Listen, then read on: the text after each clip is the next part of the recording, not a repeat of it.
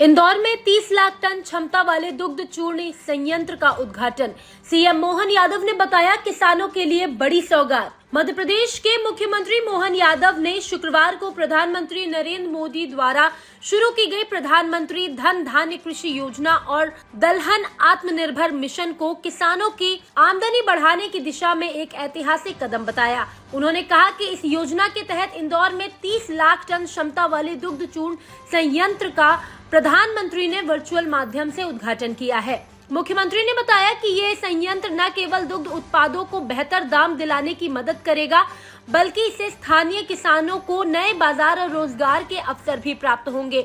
कांग्रेस पर निशाना साधते हुए मोहन यादव ने कहा कि कांग्रेस के 10 साल के शासन में खाद्यान्न पर महज 5 लाख करोड़ रुपए की सब्सिडी दी गई, जबकि प्रधानमंत्री नरेंद्र मोदी के कार्यकाल में ये सब्सिडी 13 लाख करोड़ रुपए तक पहुंच चुकी है। उन्होंने कहा कि दलहन, तिलहन, शहद, दुग्ध उत्पाद और मस्तन पालन जैसे क्षेत्रों में किसानों की आमदनी बढ़ाने के लिए सुनियोजित रणनीति के तहत काम किया जा रहा है। सीएम ने प्रधानमंत्री के नेतृत्व की सराहना करते हुए कहा कि ये योजनाएं ग्रामीण अर्थव्यवस्था को मजबूत बनाने में मील का पत्थर साबित होंगी।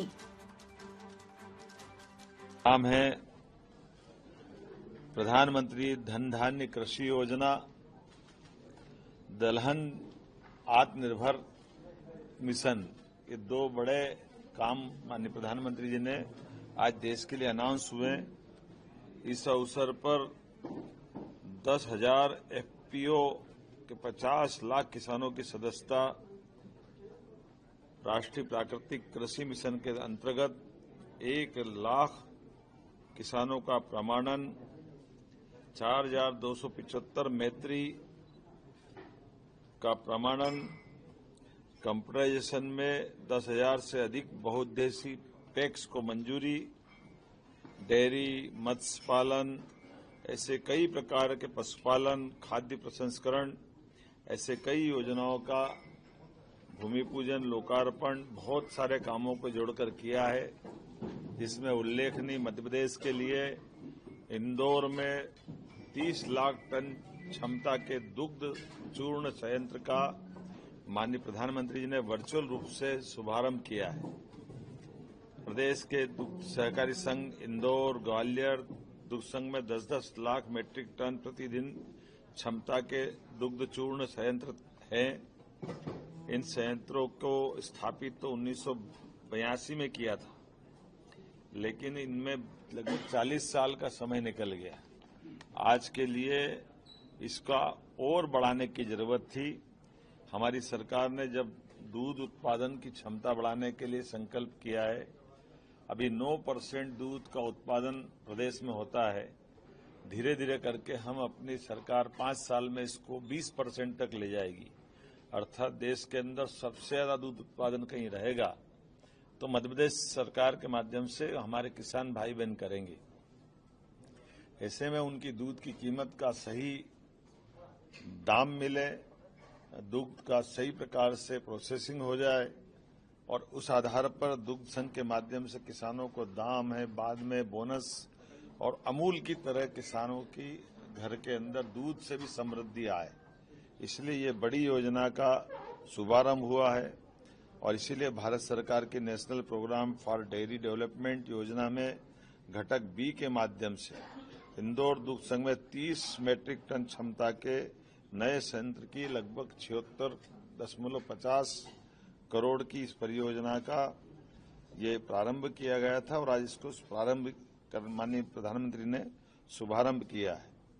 मैं मान के चलता हूं लगातार प्रधानमंत्री जी इस बात के लिए प्रेरित कर रहे हैं और उनने अपने भाषण के माध्यम से बताया है कि माननीय प्रधानमंत्री के 10 साल के शासनकाल में खाद पे सब्सिडी, जैसे बताया प्रधानमंत्री जी ने कि कांग्रेस शासनकाल में 10 साल में केवल 5 लाख करोड़ की सब्सिडी खाद पे कांग्रेस के समय दी गई थी और माननीय प्रधानमंत्री जी के टेन्योर में 13 लाख करोड़ की सब्सिडी दी गई।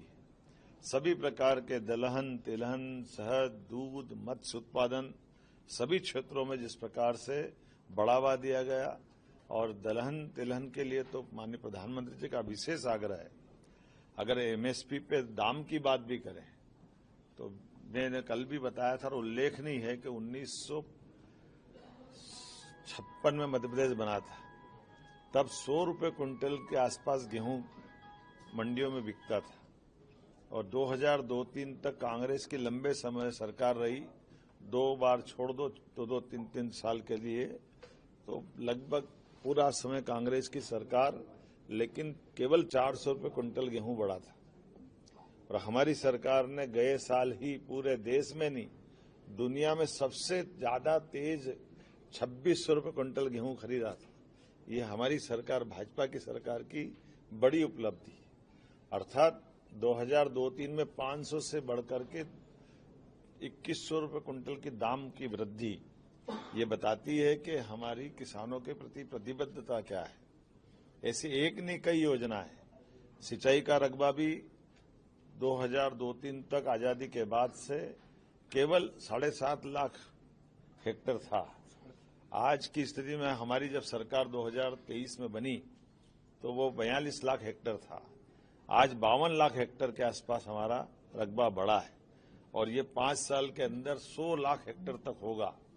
अर्थात एक एक गांव के एक एक खेत तक सिंचाई का पानी पहुंचे, किसानों की आय दूध से, पशुपालन से, मत्स्य उत्पादन से, शहद उत्पादन से, कुटीर उद्योग से सभी क्षेत्रों में बढ़े, ऐसे लगातार प्रयास कर रहे हैं।